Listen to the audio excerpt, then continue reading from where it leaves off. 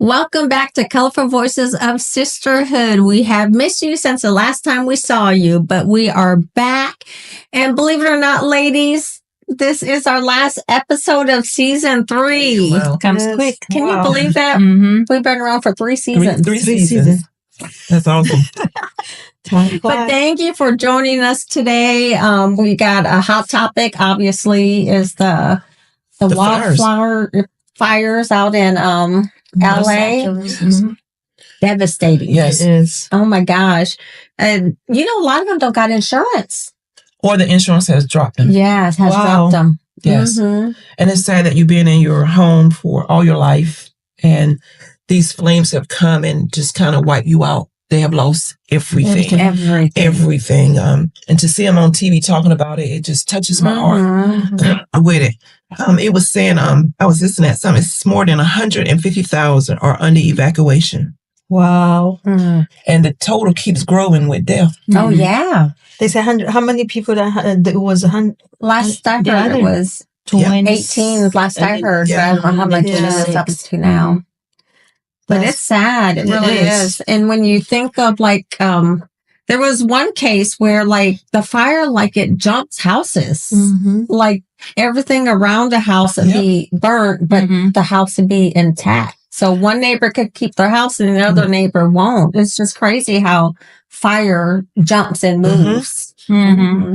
Now, I don't know whether they said it was set. I think they're still investigating on how it started. Did y'all hear anything about how it started? There was a guy that already said that he started it, but they don't know if that was the same fire that jumped to be 2 different ones. So I know they're still investigating it. But usually California, they have that, right? The fire, a few years ago too, they had that. Yeah, they get a lot of fires, especially when the Santa Ana winds come. I don't know if you guys lived out in California or not, but those are no joke, and then when those are blowing, I mean, a small fire just spark up, and if they got the dry conditions that they've had, with the droughts and stuff, it really makes it for a bad combination. Yeah, I saw a video and it's pretty windy that time too. Yeah. You see where the helicopters have the water trying to drop the water from the sky, but it looks like it ain't doing anything. It's just a really big area. And I know they've got firefighters from all over there to help them too. Yeah. Well, it's like you never know where the disaster is, and I'm pretty sure with that how it's going to affect you. Yeah.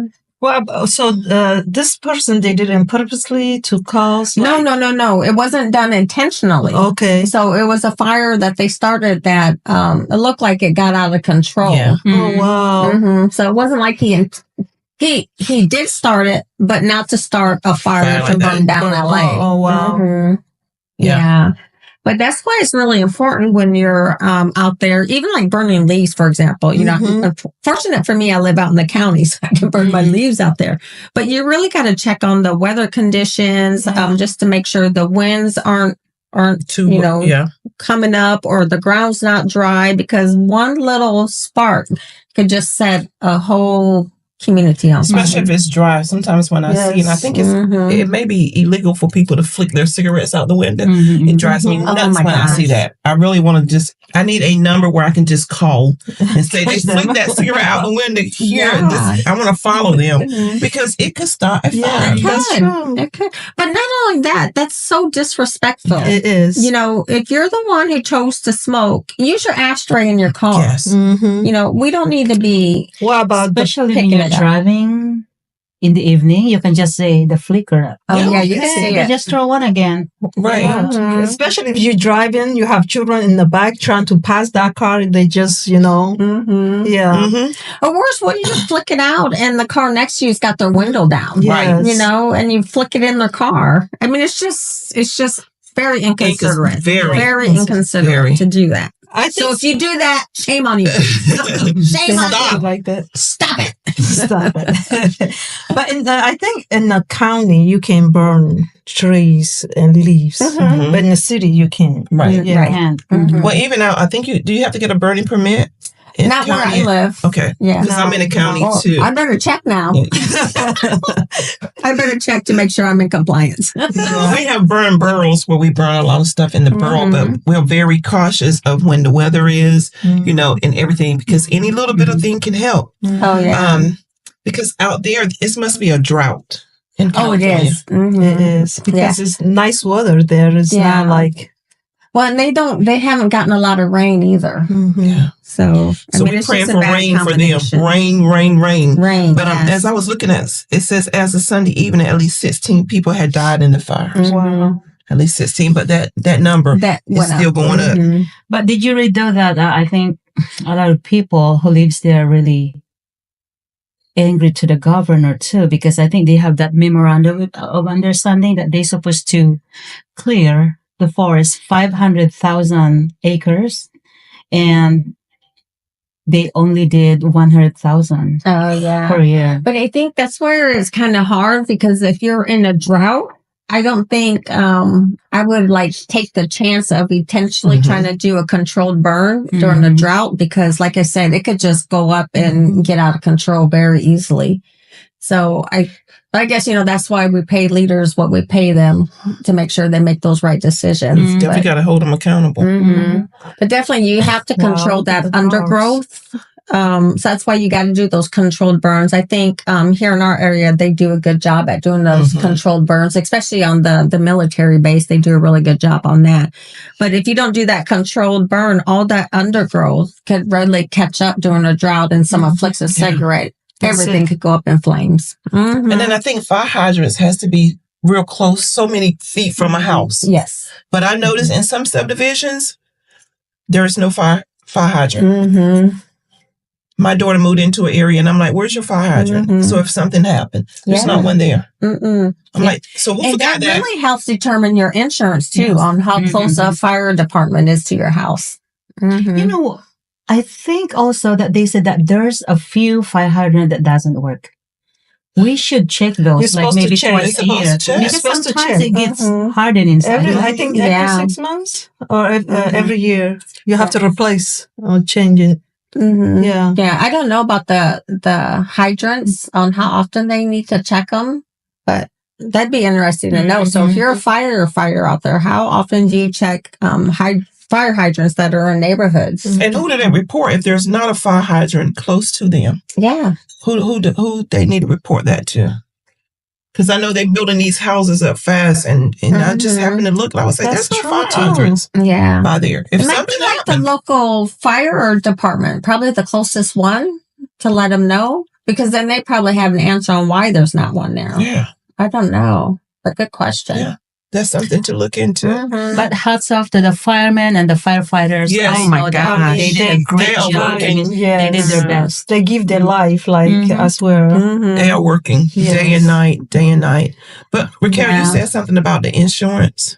Drives me nuts. You pay all this money for the insurance, and then when it's time to need, you know, because I have asked my insurance people, why are you fighting me? I done paid you the money. Yeah. So now, when our roof was happening on the house, we had to fight. And I wound up having to pay out of my pocket, even though I paid all this insurance money in yearly. And the first time I get ready to use it, we got issues. How do they drop these people?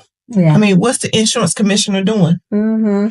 Well, I think with the insurances, because I had to look this up because I just couldn't believe that they had people with houses without. But if the insurance feels the risk is too high, then they can make the price so high a person can't pay. Yeah, that's true. And there's a lot of celebrities lives there too, and they lost their humongous 20 million, 15 million. Kutcher's house and life. Yeah. So it was saying the insurance loss from this week fire may exceed $20 billion. And total economic loss could reach $50 billion. And I think I heard them saying something about FEMA coming in. I was wondering if FEMA is going to cover that. Because obviously FEMA, you know, if there's a disaster, obviously insurance first, then FEMA could come in. So I wonder if FEMA is just going to pick up the cost on that, or how's that going to look? If so, FEMA's only got a small budget like every other federal department. You know, how's that going to look with this one being What they do? They just passed the budget. Do they even pass the budget I don't yet? think they passed it. If they did, I don't remember hearing, but I don't think they passed the budget yet. So they really got to think on now where's all the money coming from to help cover the cost of this disaster. Right. Ooh, a lot Because going on. FEMA was having a hard time even when the storm came for the mountains. Oh, yeah. Stuff. So and they're still up there. FEMA's still up there. Usually you don't get the amount of what you have lost. Oh no. 30 million, you're probably getting 10 million. If you get that. If you get that. Yeah. But now we're talking whole homes. Yes, but now what makes it different though, now that I'm thinking about that, is if there's no insurance, how do they assess the value of that house? Yeah. Interesting. How do they rebuild? Yeah. Or how do they determine what the cost is? I mean, obviously, if we'll use Kutcher, for example, you know, he lives in a $20 million mansion. Yeah. How do they even factor what his replacement value would be? With everything else and the car. I mean, because everything is destroyed. Cars. Yeah. Everything going in the inside. Everything is gone, wiped clean. Yeah. Take videos of what you got in your house, everybody. Make Videos sure you have and record them serial numbers and stuff. You definitely need that. Yeah. Because we never know. You never know. You don't. Who thought that a mudslide would happen in the mountains? Oh, I know. So we never know where the disaster because of a hurricane. What kind of hurricane is going to hit in the middle of a state? Right. Yeah. So things are happening. You never know. Yeah. Life and the wind scary sometimes. Well, you know, it's life sometimes is scary. Sometimes when you read the word and you think work hard to live to, you know, and then anything can change, anything can be taken away from you. Yeah. Just like that. Yeah. And I think I know the Bible said that he won't be a flood, it'll be fire next time. I'm like, okay, is this the part? It's the time. It's the time of it. Oh my goodness. It's the time. He's speaking about biblically, and they waiting for Jesus to come with horse and all that. I'm like, some people, they would be in the street. Where is Jesus? I don't care about the fire. I'm still waiting for Jesus to come. So getting burned up. Oh my! It's really sad. And then I think there was a young gentleman on the news, and he was looking for his sister. Oh no! And were they in the same house? Oh, they found her. She was dead. Oh no! She's dead. She was dead. Oh, that was so sad. Oh, it broke my heart. But a lot of it, you know, when you think about a fire and it comes through so fast, I mean, if it comes in and takes that oxygen from you, and all you're doing is breathing in those smoke fumes, you won't last long at all. No. But that's what happened in Paulinsville, North Carolina. You know, there was a house fire, and it started with electrical. Do not be plugging your heaters up in those electrical sockets. Overheated. Oh no! Had oxygen in the house. House blew up. One person, you know, passed away, unfortunately. But that is so that's, I mean, their whole life is gone. Just like that. Whole life is gone. That is my heart goes out preventable. You know what I mean? Something that's preventable is really hard to take. But then you don't know when a person's situation, like they just trying to stay warm. Yeah. And then this happens, you know? So that's why I always say there's such needs out in the community. Some we know and some we don't know, especially when it comes to our elderly, our disabled people, the people that, you know, have handicapped stuff. We need to know, like, what is out there that we can help. Call 211, find out what's out there for help with people, because that was heartbreaking. Their whole life is gone. Yeah, everything. When they were evacuated some area, it was a nursing home, and I watched the news. They were thinking like nursing home. It was middle of the night. Gosh, like they have in the morning that nursing home is gone. But they're able to get everybody out. Oh, that's some of them, they were sleeping with the pajama. I was like, my heart, Then when you think about them, that's all they left with. That's all they take. Some of them just they have the blanket. You just have enough to grab one thing and head out. And you can't even have something that, you know, important documents that we can just grab. I was telling that to Cheryl. We should, you know, copy all this. And, definitely need to copy it and save it. But they have some fireproof stuff that's supposed to be, but I don't know how fireproof box. But I don't know. Can they survive like a fire that's going through LA right now? I don't know.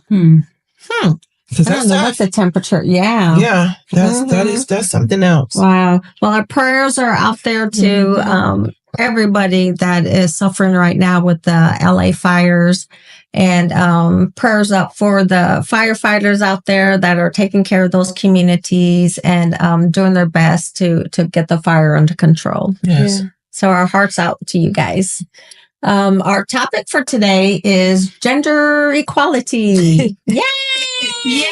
We love this. We got 4 women here talking about gender equality. We might have to pull Lamar in and get the man's point of view. Yes. Lamar, get Lamar's your chair. like, no, leave me out of it. Yeah. So to me, this is, we're in 2025. And I can't believe this is still a topic of discussion. Just amazes me as well. But then when you think about the whole world, I was reading about the UN, it's their top 5 priorities still. Wow. Women equality. Even though they broke so many barriers. So many. Here we go still. Yeah. Well, when you think about it, women in the United States anyway, just got our right to vote just over 100 years ago. Not long ago. And then there's countries right now that the women can't even vote. Right. Still. And that's what makes me upset when it comes to voting, that women don't get out and vote. I know. Because if you get out and vote, your whole household will vote. Exactly. Yeah. They don't understand. Yeah. We are the lead. Yes. Women. Yes. I know. I took my 2 because my 2 were just old enough to vote on this last president election. And we grabbed me and Johnny grabbed the book, took them down or showed them how to do it. And that's a proud moment for me because I'm like, gosh, you get a vote where I know my ancestors didn't have that opportunity. Right. So I definitely, every moment I can vote, I vote. You know what take me off is that when a person keep on talking, and then you ask her, did you vote? No. Oh, then shut up. Say it louder. Say it louder. She's like, she's whispering. Agnes, why you whispering? Say it out loud so they can hear you. No, actually, this is pretty. You might forget you have that. But you're right. I was actually cooking today and I put it on, what do you call that? That sound. Forget. But same Filipino, I will understand you, Agnes. No, I can't even remember the name. Hold on, it's on my phone. Oh, okay. Also, you were listening to Colorful Voices? Yeah. Or something? Okay. Bluetooth. Oh my gosh, that's loud. No, we just all happen to be over 30. Just to let y'all know, we happen to be over 30. And sometimes we have season moments where we got to look at what we got to say. So we're just all over 30. So I guess what I was talking about, ladies, just barely over 30. Okay, so let me repeat I thought we passed 40. So let me repeat then. What picked me up is when a person keeps on talking about this negative about this person, but then when you ask them, have you voted? Then when they say no, they're like, hey, shut up. Yes. Go somewhere and sit down. You're right. If you didn't get out and vote, you shouldn't be complaining about what you get in. Who's in and what you're going to get. Because everybody's got the opportunity to vote. That's right. As soon as you turn 18, I've been told that because someone asked me, I said, do you vote? I said, no, then don't say anything. That was a few years ago. No, it's true. Like, just whatever you get, that's what you're going to get. Yeah. Go ahead, Diana. Okay. So gender equality means that people's right, opportunity, and responsibilities shouldn't be based on their gender. In a gender equal society, women and men should be pretty much treated equally. What's your thoughts? That they are treated equally? They should be. They should be. But they're not. But I think one thing that jumps out to me is the pay difference. Oh, yeah. To me, women are still underpaid, even if they're holding the same position as a male counterpart. And to me, I don't think that's equal or fair in that aspect. Especially, I'm not going to say a woman's got to work twice as hard to get there, but there's always more obstacles in the way for a female to get to a high position.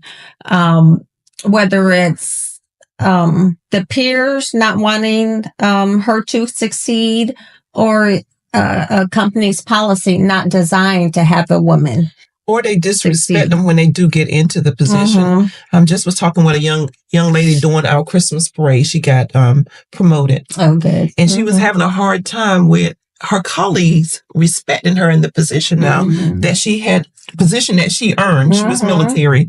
And I was saying, no, you set the bar, you set the boundaries on how you want to be treated. That's right.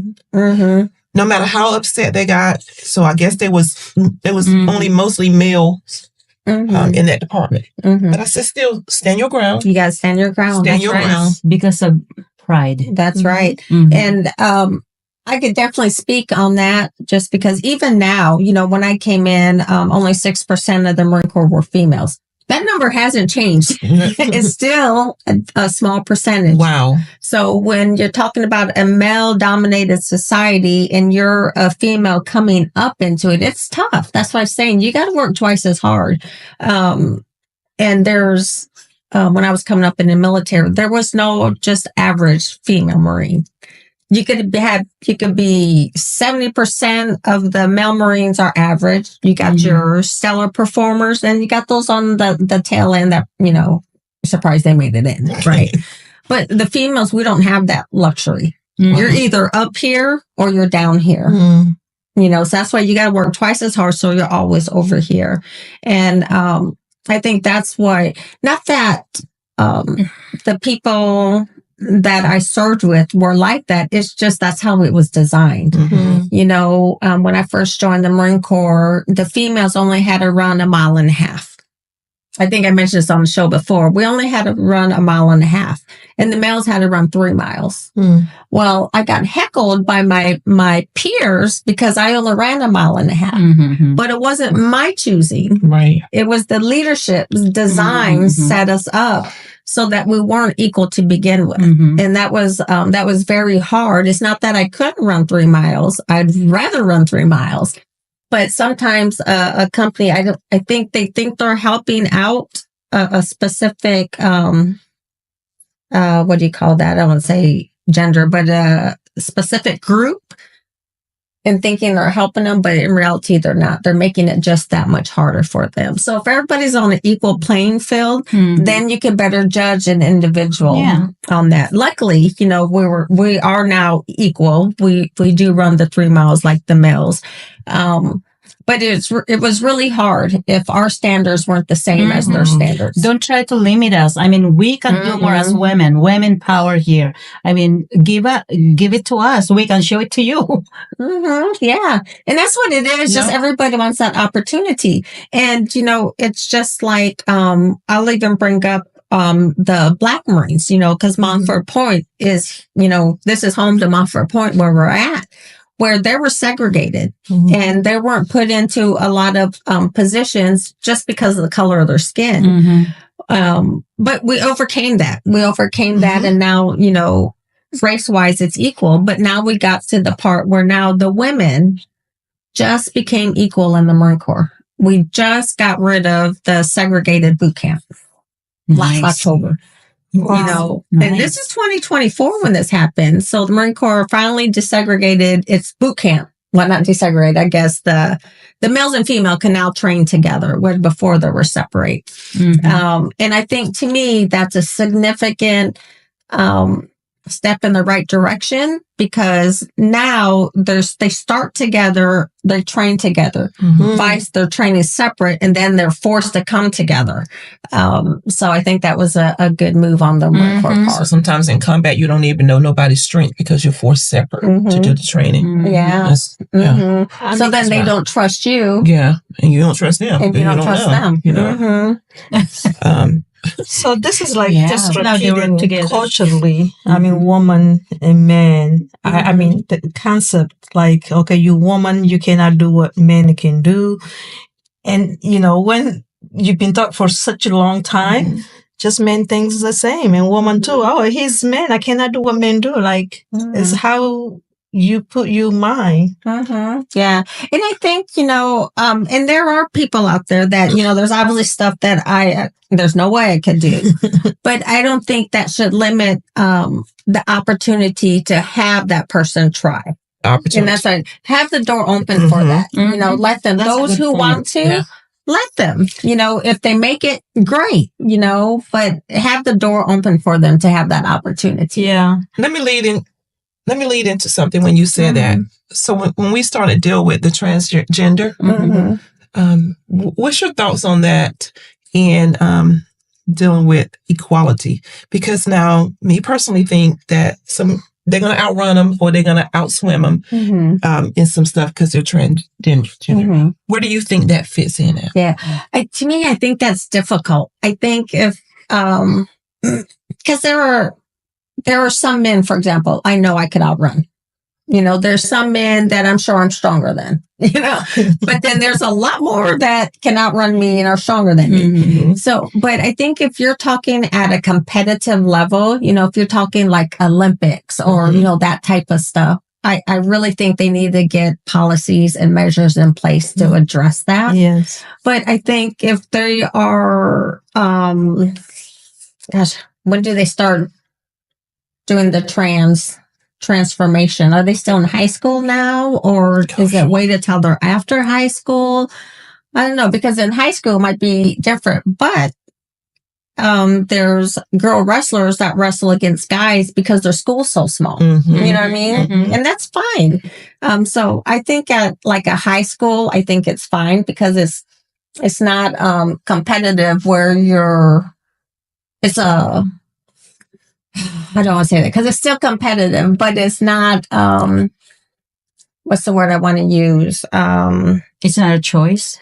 No, you don't need it to sustain your life, you know. So if you're an Olympic athlete, that's your life. That's your livelihood. That's what you're living off of. Competing. Yeah. So you don't want to have your livelihood diminished by going up against somebody that has an advantage right off the bat. Yeah. So I guess that's my take on it. Okay. That's good. What about you guys? Yeah, I can agree with you. Me too. Yeah. So mostly we're looking at that, just the equality in the workplace, in society, in the community, and everything is what we just be treated fair with pay. Yeah, especially the pay. The pay is something else. Share the responsibility in the homes.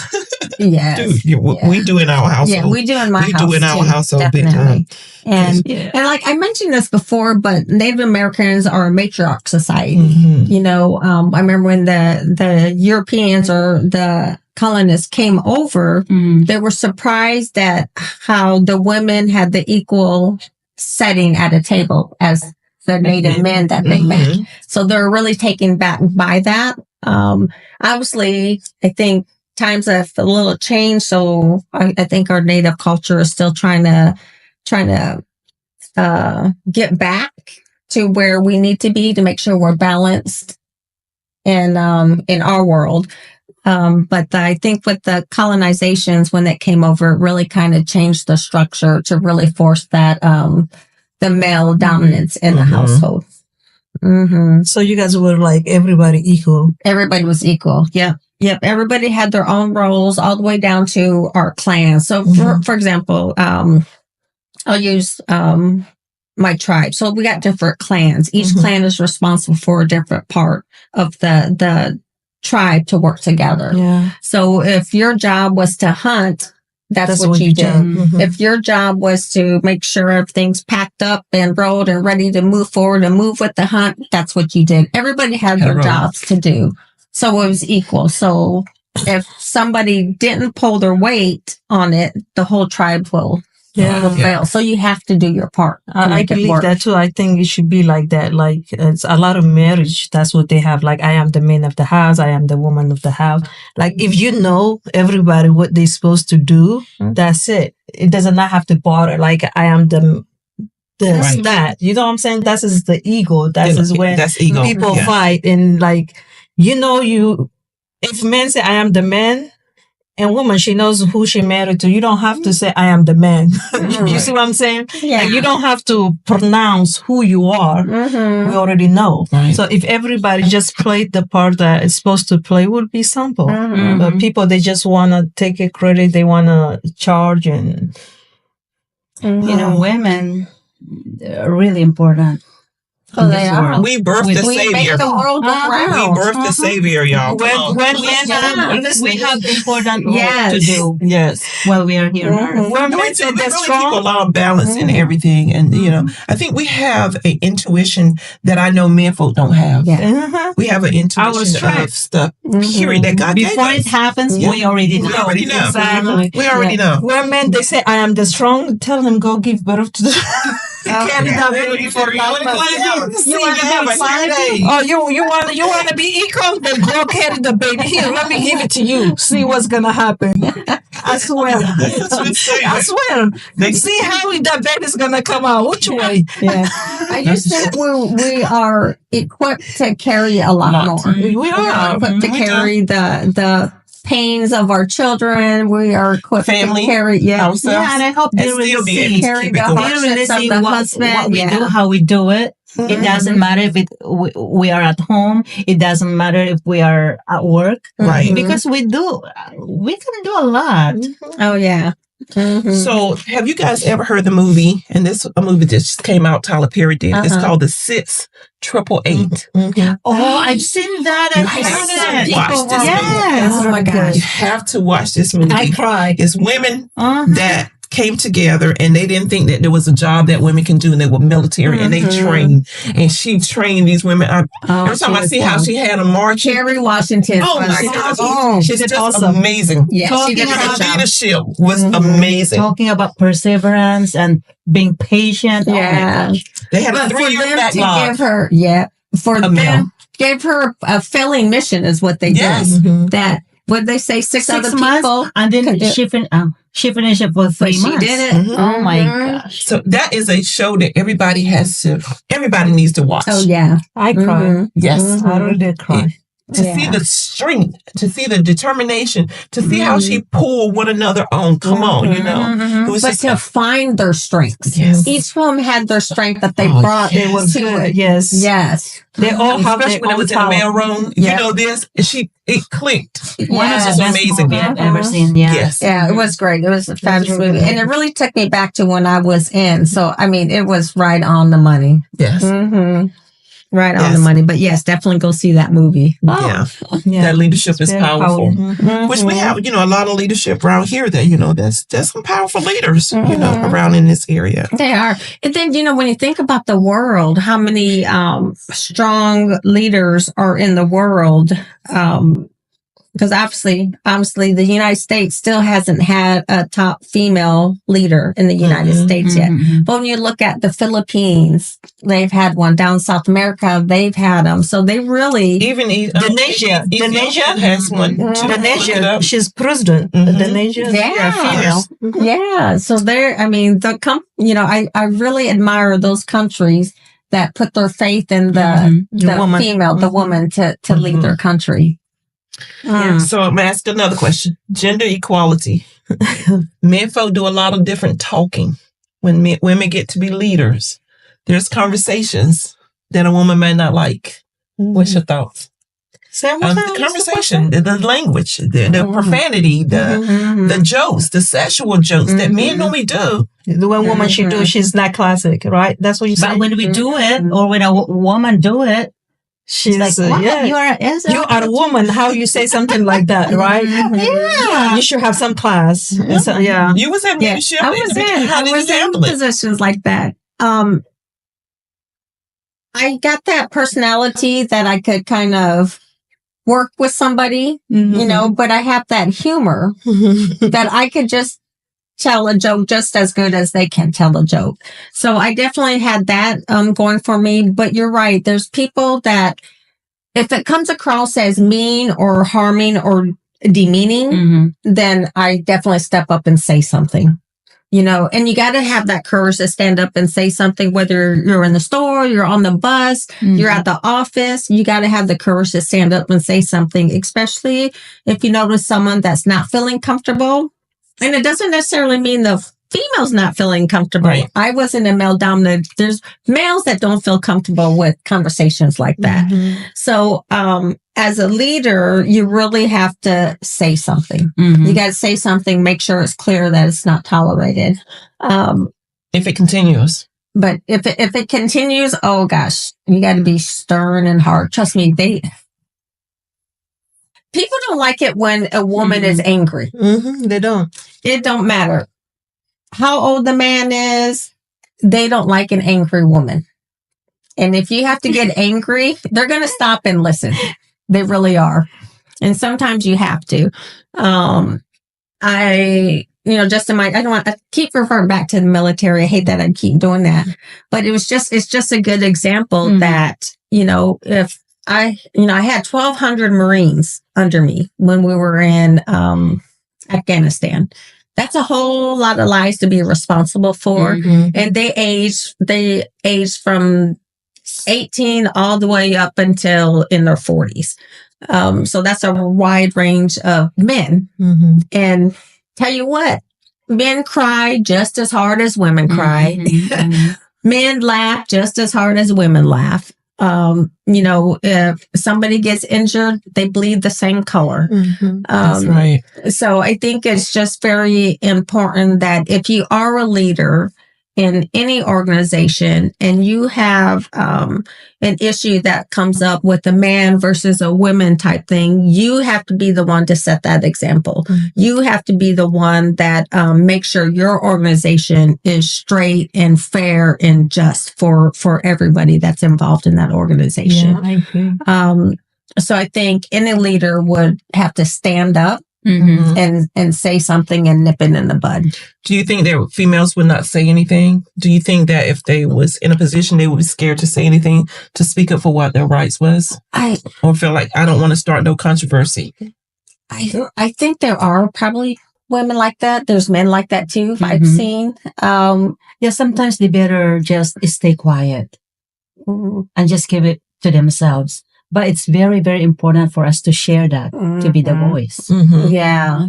And I think a lot of times that you're not always going to have the response that you would hope for. But as long as, I'm going to put this out there, as long as I sleep at night knowing I did the right thing every day, that's what's important. Exactly. If I have to ruffle feathers or, get a whole company of Marines mad at me because I said something that they didn't like, so be it. I'm going to bed with a clear conscience. Yes. And I think everybody should do that. Yeah. And it's hard. It's hard to step up and say something. If you're the only one saying it, it's hard. It really is.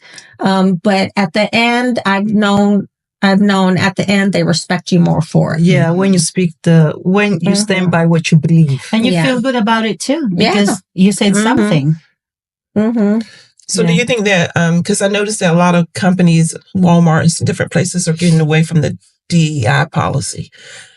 Do you think having something in writing helped for people to be able to stand up for what they believed in, or for the leaders to go to bat for them or go to battle for them? I don't think a policy does that. I think an organization needs to make sure they have the right leaders in place, because you could tell which person is going to do the right thing, and those who don't. Yeah, even though when you have them sign something, do not do it, they're not going to listen. Just like the harassment memorandum in the late 90s. I think it went around at work, in the office. You have to sign, make sure. But they don't follow it. Right. Well, I noticed a lot of companies, I'm hearing the retracting that policy, the diversity, equity, and inclusion package. Yeah. I'm sad that they are, because I think that's important. I think to have a diverse organization that's equal and I just think it just makes for a healthy organization. So it's sad to hear that some of them would get away from it, but it doesn't prevent you from still doing what you need to do to make sure it's right for everybody. Yeah. So how as women we don't have equal like with men for transgender that feel like now they woman is worse for them? How they been treated like as okay, that's where it comes from. That's where that courage comes from. If there's a child and, say there's a child that since the age of 3, he really felt like he should have been the girl sitting next to him in the class. So you got to think of this child's been fighting it their whole life. Mm-hmm. Finally, they get the courage to say, mm-hmm. I'm going to be a woman. Mm-hmm. And then once they do that move, to have the courage to do that in itself, it is a milestone to celebrate. Mm-hmm. But that person's going to get so much pushback from everybody. That's what I'm saying. Like, that's from makes everybody more work, like harder for them because now. But for them to have their mental and their sanity, mm-hmm. they need to do that. And us around them should be helping them and encouraging them for stepping up and being who they want to be. I mean, I am 100% agreement with you. I mm-hmm. believe like people have right to be whomever they want to mm-hmm. be, right? I truly like, that's what makes you happy. That's what is going to make you happy. Mm-hmm. I don't want to be responsible for you to feel any kind of way if that's who you choose to be. Mm-hmm. But people have issues when they come to the bathroom. How you guys feel mm-hmm. about that? Like, well, my bathroom at home, men and women use the same bathroom. That's true. When you're at home. If I'm at a restaurant, you got to follow the signs. Yeah. But I mean, if there's a line at the woman one, I went in the man one before. I would do the same. Mm-hmm. I would do the same. Johnny check, is anybody in there? I got to go. Yeah. To me, that's just a label on the door. Mm-hmm. Because are people that they don't feel like, okay, if I have daughter, they see men now she feel like a woman. They don't feel comfortable going to where the children are. Mm-hmm. You see what I'm saying? I'm kind of like, okay, mm-hmm. if like you give right, but people, that's a good example. Yeah, because I'm gonna do an example. So when, for example, I took my son. He's mm-hmm. 33 now, but when he was 4, I took him. This stands out to me because I was so terrified. Took him to an Aladdin on Ice skating show. And the women's line was out the door as mm-hmm. usual during intermission, but there was no line in the male one. Mm-hmm. So I let him go in there by himself. Mm-hmm. But then I got so worried about what was going to happen to him in there by himself mm-hmm. that I went in there. Yeah. I just hollered in there and said, hey, I'm coming in. My son's in there. And I went in. I put my hand, because there was people along the urinals mm-hmm. and my son was in the bathroom in the stall one. So I was like, Michael, what are you doing? He goes, oh, I'm done. He comes running out, washes his hands and stuff. But to me, he went in the right bathroom. Mm-hmm. But I was still terrified as a mother that I sent my 4-year-old into the male bathroom by himself. So that's what I'm saying. Like, mm-hmm. This is why I believe people, they have right to be whomever they want. So since it's public, if you have your house, like you say, mm-hmm. if people, you invite them, you don't have separate bathroom for men. Everybody goes because mm-hmm. that's inside your house. Now it's public, it's safety, mm-hmm. and they are religious people. Let's face it, the reality, some religious people, they don't believe in that. You should be straight. If you've been created this way, you're supposed to be like that. Mm-hmm. But people make choice, right? Mm-hmm. I agree to what people make choice as long it's not affect me and my family. Mm-hmm. So when they come to public, now they have bathroom. They are parents, like you say, they concern. This is why I believe they should have for everyone, since this is legal in public. For transgender, they should have their own bathroom because they have to consider everybody. You're terrified as a mother, if especially you come from a religious family. You don't believe in that, right? Mm-hmm. But at the same time, you're scared for your children. What I'm trying to say is they should respect everybody's wishes. So you think the family bathroom wouldn't be for like everybody? You know how to have the family one there now? That's good. You're saying female, male, transgender. I mean, that is what they want to do. Like you say, they are. So if you're saying a male is now a female, so this female now gets to use the female's bathroom. Yes. You're saying they shouldn't. They should use the male. Like you say, example, like how you terrify. Well, I'm saying I don't have issues with that, but at the same time, I have daughter. She will not feel comfortable with that. I do not want to put my daughter in that position she have to terrify. So it's going to mentally affect her too. Mm-hmm. And what I'm trying to say is everybody have right. That one there is probably a conversation you need to have with your daughter then.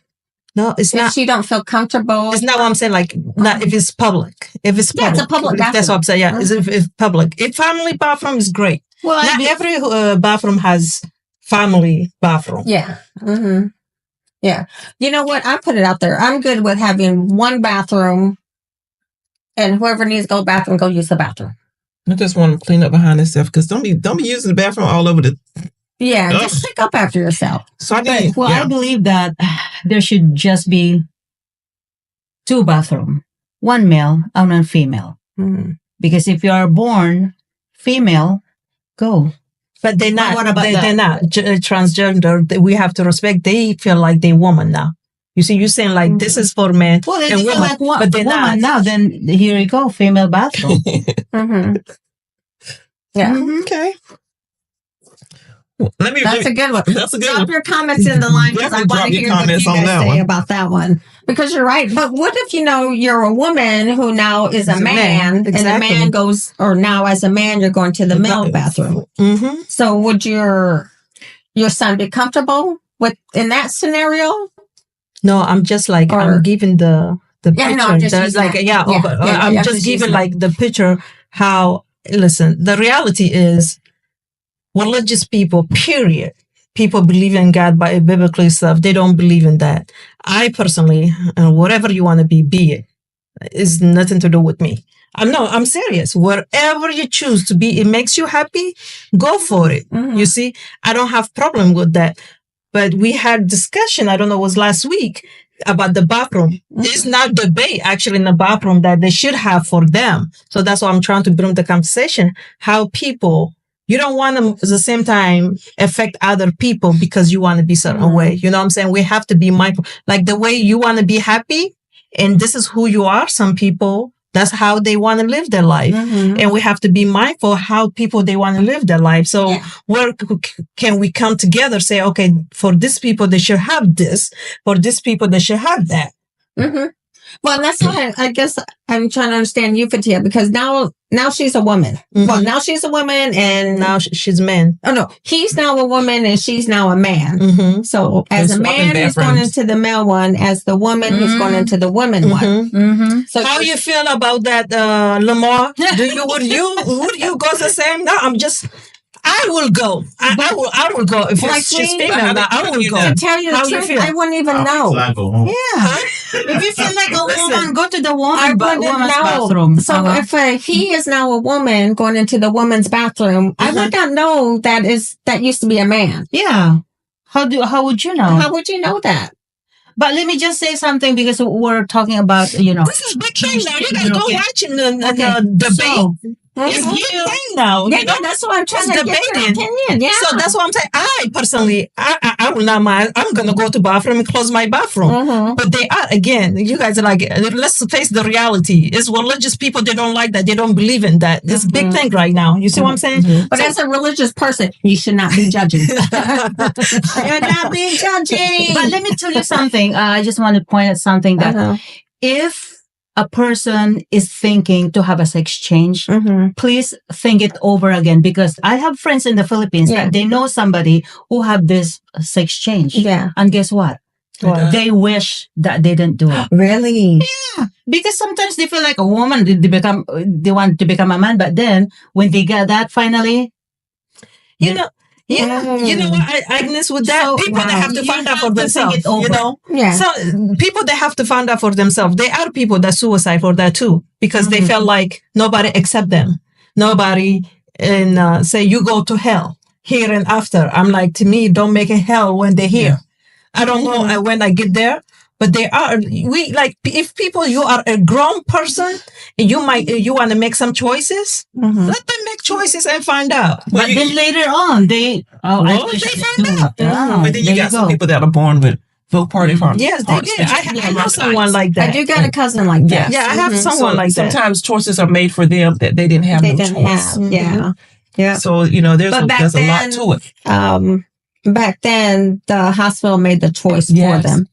Mm-hmm. And then maybe as they grow up, that's not what they want to be. Once they can't find what's going on with me. But still, we have to treat everybody respectfully, equally, regardless what people. This is what I would say. Let me restate what I say. To me, we should accept people for who they are, but not their behavior. What I mean by that, because now I accept you who you are. It does not mean you have to run over me and do things that you're supposed to affect in everybody. You see what I'm saying? Like, accept people for who they are, don't accept their behavior. If you want to be gay, bisexual, by whatever makes you happy, do that and respect other people also what they believe. Agreed. So you're just pretty much saying we just need to love like we're supposed to. We just need to love That's right. and be there because we really don't know a person's story. You don't know what they're going through. And I'm a firm believer. The Bible said, let the wheat and tare grow together. He'll do the separation. That's up to the Lord. My job is to love you right where you are. That's right. And that's what I'm going to do. Try to love people right where they are. Yeah, because we tell people we're going to go hell. What about if we're the one I'm judging them. What about we're the one in the hell saying, save me? Hey, you remember what I tell you? You're going to hell? I'm the one in the hell right now. That's one thing I don't do, judge people. You know, I just try to be mindful. Because we all got a lot that we deal with. We don't know what people dealing with. Everybody's got going story. through some stuff. But will the real people stand up and try to love people? You know, and be honest. If they want to see it, I'll show you the word, but I'm still going to love you where it is. Okay, that's it. That's right, Diana. But this right here, y'all please drop the comments in. I would love to hear comments based on this right here. It's an amazing topic in reference to this right here. But before we go, there's one other thing that I want to read. Women are nearly half of the United States labor force and contribute significantly both to their family's economic security. Yet, women, particularly women, Black women, Hispanic, Native Hawaiian, Native American, Pacific Island, and Sub-Saharan Asian women are not paid compared to men. That's right. Yep. Yeah. And, you know, I was reading that same stat where it went into over 60% of the master's degrees are women. Women. Yeah. But you're right. And they're not getting paid what they need to be getting paid. Yes. Women are go-getters. Yes. Yes. And it says especially minority women. Yeah. Oh, my goodness. But that's all you do is to work hard, work smart, do what you do, try to work honest. You know, that's what me growing up was told. Look, work whether somebody's looking at you or not, because you never know who's looking at you. So in 2023, Black women lost $42.7 billion and Hispanic women lost $53.3 billion in wages compared to white men. Isn't that amazing? Yeah. And do you know what? I mean, that really tells the story when you look at how many of them were probably single parents raising children. And they're the ones who needed the money to bring their kids out of poverty. Yes. Yeah. They needed it. And they cannot make it on based on a minimum wage. But the housing, the way the housing is here. So there's a lot of work we got to do, y'all. Yes, we're going to keep pushing. Keep pushing. And we're going to push next time men to have babies so we can just keep they really are. We're going to let them have babies. At a time, I don't want to mention, why do you think men have breasts? They at some point, they had to have breastfed, right? At some point in our I don't know. I said they drunk too much milk. There are a lot of them. No, listen, we're gonna fast so men they can start giving birth to babies. You're gonna not be that. Yeah, I'm gonna fast so they can.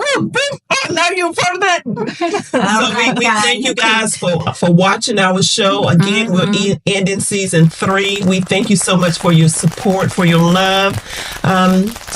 Just remember to like and share. And I can't read that. And we have our Colorful Voices Gala coming up. The Queen's Ball Gala is going to be March 8th, and we got some amazing nominees. Amazing, yes. Follow us on our Facebook page, YouTube. We love you. We love you, love you, love you. We'll see y'all. See you next season. All right, Agnes. We're out. Woman in power. Yes.